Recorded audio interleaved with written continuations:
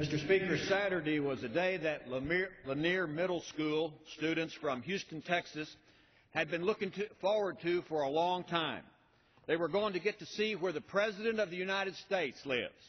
This was even more exciting because it was the first time in 5 years that Lanier had been successful in scheduling a tour of the White House. Then last week, 2 days before they were set to go on their tour, they got the bad news. They were no longer welcome in the People's House. Mr. Speaker, I know one of the parents of the kids at Lanier Middle School. Here's what she said. It's disappointing because it's particularly disappointing to me because I think it teaches the kids a bad lesson of not keeping your word. That's bad for our kids.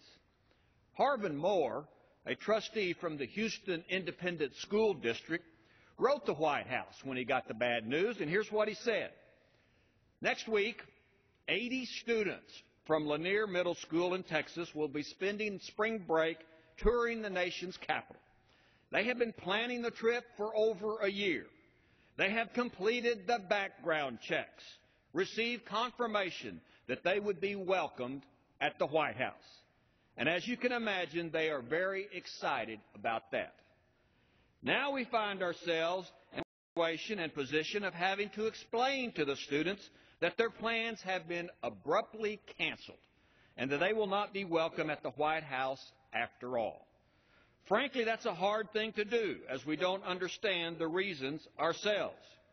We don't understand why, out of a budget of $1.6 billion, the Secret Service's budget, the administration believes that 1/20th of 1% that is required to fund the White House tours is the first thing to be canceled.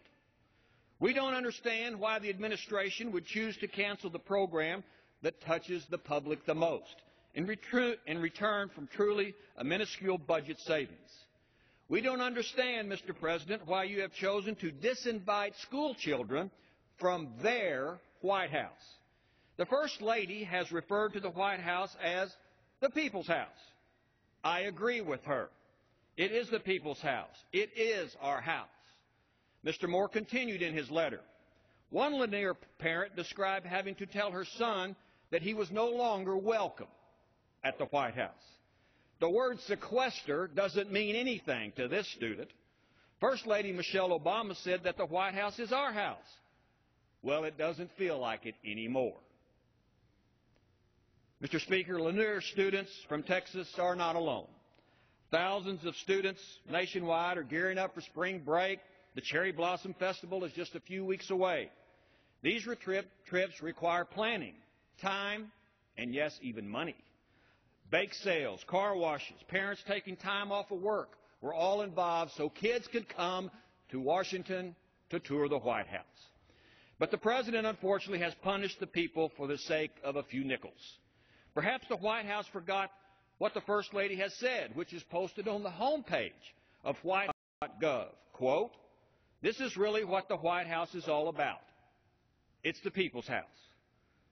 Well, Mr. Speaker, if this is true, the President should take the padlocks off the White House doors, put the welcome mat back on the front porch, because America's kids should not be evicted from their White House. Mr. Speaker, the open door philosophy of the White House is a uniquely American idea, where the people of the country can come see where the President of the United States, the most powerful person in the world, actually lives. This is uniquely American. You go to other countries, whether they're democracies or not, they don't let you near the home of where the head leader lives. But only in America have we done this. So, Mr. Speaker, I would encourage the President to keep his word, let the people back in. And if students come to Washington, D.C., they should know that the U.S. Capitol is open for business, that members of Congress, their staff, the tour guides at the Capitol Visitor Center will be glad to take them through the Capitol. In fact, earlier this morning, there were about 70 kids from Westchester, New York, seated here before we opened for business, getting a history lesson from one of our parliamentarians. Mr. Speaker, the Capitol is open, but neither the White House nor the U.S. Capitol should ever close its doors and ban the people from the people's houses. And that's just the way it is. I yield back.